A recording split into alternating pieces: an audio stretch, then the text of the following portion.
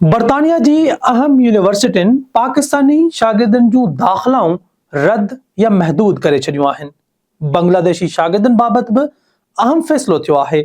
बरतानिया जे 9 अहम तालीमी इदारनि पाकिस्तान ऐं बांग्लादेश जे शागिर्दनि जे वीज़ाउनि खे हाई रिस्क कैटेगरी में शामिल कयो आहे।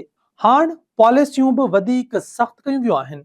ॿुधायो पियो वञे त इहो क़दम इमिग्रेशन कानून ते अमल दरामद ऐं वीज़ा जे ग़लत इस्तेमाल खे रोकणु आहे।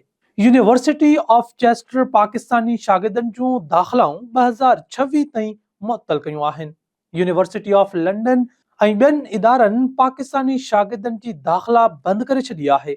Sunderland, Coventry, हॉर्टफर्डशायर, Oxford Brooks, Glasgow ऐं ख़ानगी इदारनि दाख़िलाउनि ते पाबंदी लॻाए छॾी आहे। सितंबर में लागू कयल नए कानून तहत परॾेही शागिर्दनि जे स्पॉन्सर इदारनि लाइ वीज़ा रिफ्यूज़ल जी शरह 10% मां घटाए 5% कई वई आहे।